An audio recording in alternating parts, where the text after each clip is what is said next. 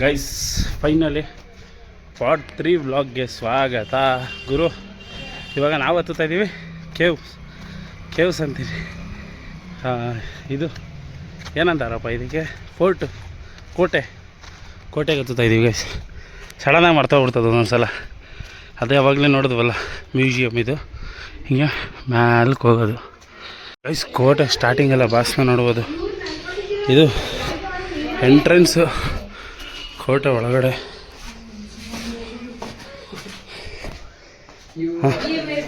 ಹಿಂಗೆ ಸ್ಟಾರ್ಟ್ ಮಾಡ್ಬೇಕು ಕೋಟೆ ಒಳಗಡೆ ಹೋಗೋಕ್ಕೆ.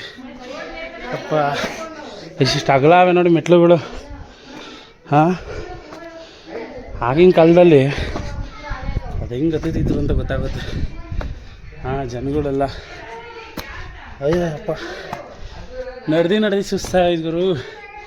ಈ ಕಡೆ ಅಂತೂ ಸಿಕ್ಕಾಪಟ್ಟೆ ಬಿಸಿಲೈತೆ. ಕುಂತ್ಕೊಳ್ಳೋಕ್ಕೆಲ್ಲ ಜಾಗ ಚೆನ್ನಾಗೈತೆ ಇಲ್ಲಂತೂ. ಅದೊಂದು ನಮ್ಮ ಪುಣ್ಯ. ಅಯ್ಯ ನೋಡಿ ಗಾಯ್ಸ್, ಈ ಕಡೆ ಈ ಥರ ಮೆಟ್ಲುಗಳು ನೀವು ಬೇಜಾರು ನೋಡ್ಬೋದು. ಅದು ಎಲ್ಲೆಲ್ಲಿ ಹೋಯ್ತವೆ ಅಂತ ಗೊತ್ತಿಲ್ಲ. ಮೆಟ್ಲುಗಳು, ಗುಹೆಗಳು ಬೇಜಾರು ನೋಡ್ತೀರ ನೀವು. ಈ ಕಡೆ ಇದು ನೀರಿಗೆ ಅಂತ ಮಡಿಕೊಂಡಿರ್ತಾರೆ. ಮಳೆ ನೀರು ಏನಾದ್ರು ಬಿದ್ದಾಗ ಶೇಖರಣೆ ಆಗಲಿ ಅಂತ. ಆ ಥರ ಜಾಗಗಳಿದು. ಹಿಂಗೆ ಹತ್ಕೊಂಡು ಮುಂದೆ ಹೋಗ್ಬೇಕು. ಸಗದಾಗದಪ್ಪ. ನಾನು ಎಕ್ಸ್ಪೆಕ್ಟ್ ಮಾಡಿದ್ದಕ್ಕಿಂತ ಸೂಪರ್ ಆಗೈತೆ ಕೋಟೆ. ಓಯ್ಯಾ, ಅದು ನೋಡಿ ಗೈಸ್ ಪ್ಲೇಸ್.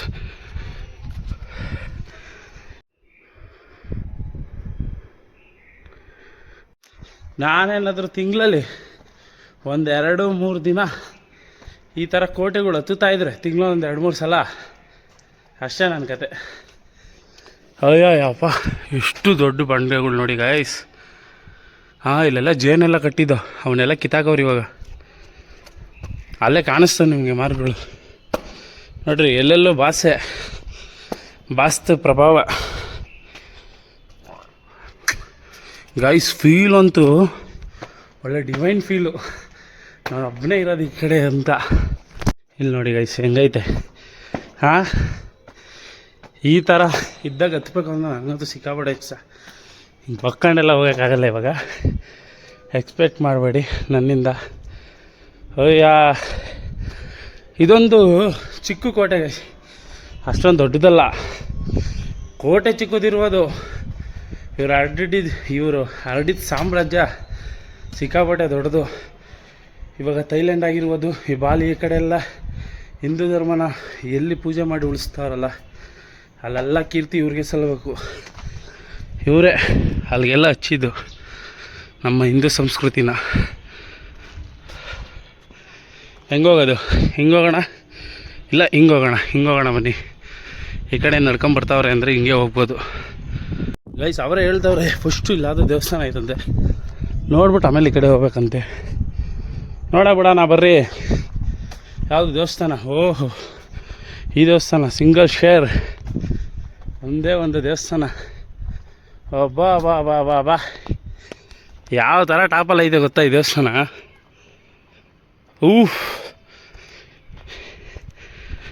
ನೋಡ್ರಿ, ಆ ಇದ್ರತಾವಿಂದ ಕಾಣಿಸ್ತದಲ್ಲ ಅಂಥದ್ದೇನಿದೆ ಇದ್ರೊಳಗೆ ಅಂತ.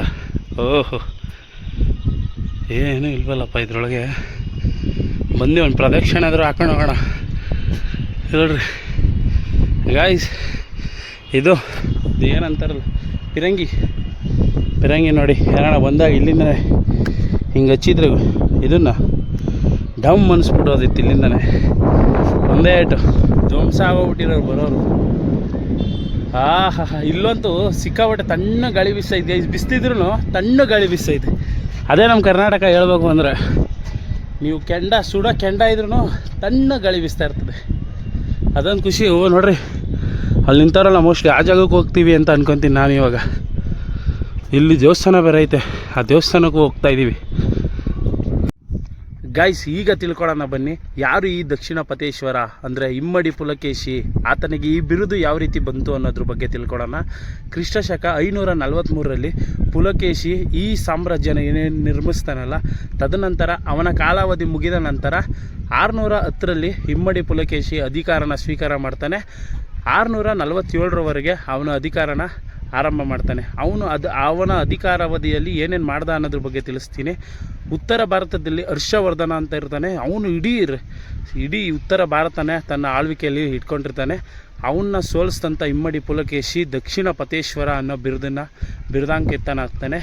ತದನಂತರ ಕರ್ನಾಟಕದಲ್ಲಿರುವಂಥ ಕದಂಬರು, ಗಂಗರು ಯಾರನ್ನೂ ಬಿಟ್ಟಿಲ್ಲ ಗುರು, ಎಲ್ಲರನ್ನೂ ಸೋಲಿಸಿ ಇಡೀ ಹಿಂದೂ ರಾಷ್ಟ್ರ ಅಂತ ಇವತ್ತು ನೀವೇನು ಕೇಳ್ತೀರಲ್ವ, ಹಿಂದೂ ಸಾಮ್ರಾಜ್ಯನ ಮೊದಲನೇ ಬಾರಿಗೆ ಸ್ಥಾಪಿಸ್ತವನೇ ಈ ಇಮ್ಮಡಿ ಪುಲಕೇಶಿ. ಇವನ ಬಿರುದುಗಳು 1-2 ಗುರು, ಎಷ್ಟೊಂದು ಬಿರುದುಗಳವೆ. ಇವನಿಗೆ ಏನು ಹೇಳಿದ್ರು ಕಮ್ಮಿನೇ. ಕರ್ನಾಟಕದ ಬಾವುಟನ ಫಸ್ಟು ಬಾರಿಗೆ ಇಡೀ ಪ್ರಪಂಚದ ಸುತ್ತ ಸಾರದಂಥ, ಅಂದರೆ ಕರ್ನಾಟಕದ ಬಾವುಟ ಅಂತ ಯಾಕಂದೆ ಅಂದರೆ ಕರ್ನಾಟಕದ ಒಬ್ಬ ವ್ಯಕ್ತಿ ಒಂದು ಬಾವುಟಕ್ಕೆ ಸಮಾನ. ಇಮ್ಮಡಿ ಪುಲಕೇಶಿ ಅಂತ ಹೇಳ್ತಿದ್ರೇ ಮೈಯೆಲ್ಲ ರೋಮಾಂಚನ ಆಯ್ತದೆ ಗೈಸ್. ಹಾಗೆ ಹೇಳೋಕ್ಕೆ ಖುಷಿ ಆಯ್ತದೆ ನನಗೆ.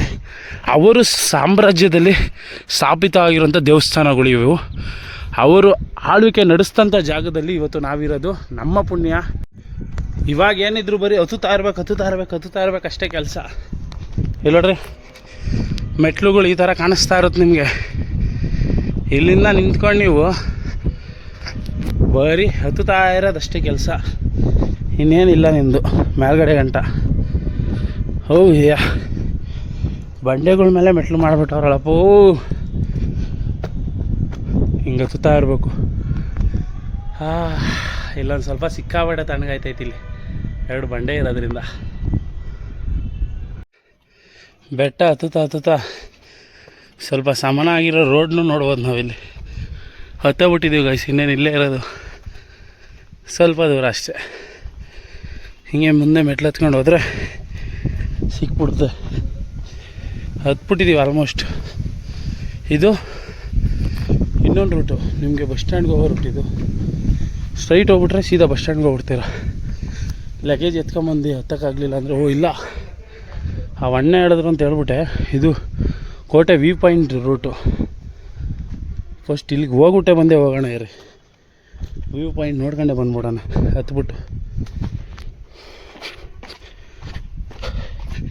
ನೋಡಿ ಗೈಸ್ ಯಾವ ಥರ ಕಾಣಿಸ್ತಾ ಇದೆ. ಮೇಲೆ ಕತ್ಬೇಕು ಇವಾಗ. ಅಯ್ಯಪ್ಪ ಏನು ಬಿಸಿಲು ತಿಂತಾಯಿದ್ದು. ಹಂಗೆ ನಾವು ಹಂಗಾಸಿಂದ ಹೋಗ್ಬೇಕಾಯ್ತು. ಈ ವ್ಯೂ ಪಾಯಿಂಟ್ ನೋಡೋಣ ಅಂತಲೇ ಬಂದಿದ್ದೀವಿ ಗೈಸ್. ಇಲ್ಲ ನೋಡ್ರಿ ಫೈನಲ್ ಹತ್ಬಿಟ್ಟು ಇಲ್ಲಿ ಫ್ಲಾಗ್ ಹಾಸ್ಟಿಂಗ್ ಮಾಡ್ತಾರ. ಯಪ್ಪ ಇಲ್ಲಿ ನೋಡ್ರಿ ಯಾರೂ ಇಲ್ಲ, ನಾನು ಒಬ್ಬನೇ ನಿಮಗೆ ಇಲ್ಲಿ ಎಲ್ಲ. ಇಲ್ಲಿ ನೋಡ್ರಿ ಗೈಸ್ ನಿಂತ್ಕೊಂಬಿಟ್ರೆ ಬಾದಾಮಿ ಕಾಣಿಸ್ತದೆ. ಆ ಕಡೆ ನೋಡ್ರಿ ಕೇವ್ಗಳು, ಅಲ್ಲಿ ನೋಡ್ರೆ ದೇವಸ್ಥಾನ. ಹಂಗಾಸಿಂದ ಹತ್ಕೊಂಡು ಆ ದೇವಸ್ಥಾನದ ಹತ್ರ ಹೋಗ್ಬಿಟ್ರೆ ನಾವು ಕಂಪ್ಲೀಟ್ ಎಲ್ಲ ನೋಡ್ದಂಗೆ. ಗೈಸ್ ಇಲ್ಲಿ ಒಂದು ಖುಷಿ ವಿಷಯ ಏನಪ್ಪ ಅಂದರೆ ತಣ್ಣ ಗಾಳಿ ಬೀಸ್ತೈತೆ. ಇಲ್ಲೇ ಇರೋಣ ಅನ್ಕೊಂತೀನಿ. ನಾನು ಟೋಪಿ ತೊಗೊಂಬಂದಿರೋದಕ್ಕೆ ಬದುಕಿರೋದು ಗೈಸ್ ಸೀರಿಯಸ್ಸಾಗಿ. ಇಲ್ಲ ಅಂದರೆ ಈ ಶಕೆಲೆ ಶೆಟ್ಕೊಂಬಿಟ್ಟಿರುವೆ. ಆ ಸೈಡಲ್ಲಿ ಯಾವುದೋ ದೇವಸ್ಥಾನ ನೋಡ್ಬೋದು ನೋಡ್ರಿ. ಆ ಸೈಡಲ್ಲಿ ಹೋಗಿ ದಾರಿ ಇಲ್ಲ ಅಲ್ಲಿಗೆ. ಇವಾಗ ಇನ್ನೇನಿಲ್ಲ ಗೈಸ್, ಆ ಸೈಡ್ಗೆ ಹೋಗ್ಬಿಡೋಣ ಬರ್ರಿ. ಇಳ್ಕೊಂಡು ತಿರ್ಗಿ ಅದೇ ದಾರಿಲಿ ಅಲ್ಲಿ ಹೋಗ್ಬಿಟ್ರೆ ಹಂಗಾಸಿಂದ ಆ ದೇವಸ್ಥಾನ ಹತ್ರಕ್ಕೆ ಹೋಗ್ಬಿಡ್ಬೋದು. ಅಲ್ಲಿಗೋದ್ರೆ ಕೋಟೆ ಕಂಪ್ಲೀಟಾಗಿ ನೋಡ್ದಂಗೆ ಆಗುತ್ತೆ ಗೈಸ್. ಇದ್ರೊಳಗಡೆ ನೋಡ್ರಿ ಯಾವ ಥರ ಐತೆ. ಅಯ್ಯಪ್ಪ ಸಕ್ಕತ್ತಾಗೈತೆ ಫೀಲು. ಹತ್ತುತ್ತಾ ಏನೋ ಒಂಥರ ಗಂಧ ಗೈಸ್, ಗಂಧದ ಸ್ಮೆಲ್ಲು, ಪರಿಮಳ.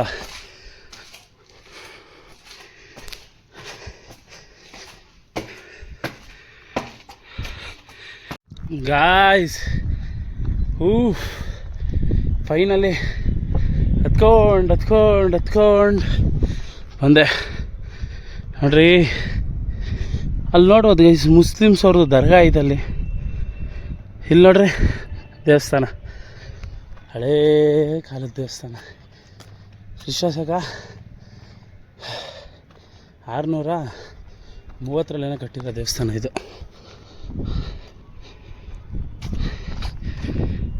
ಅಬ್ಬಾ ಅಬ್ಬಾ ಅಬ್ಬಾ ಅಬ್ಬಾ ಏನಾಯ್ತು ನೋಡೋಣ ಬರ್ರಿ ಒಳಗಡೆ ಹೋಗಿ.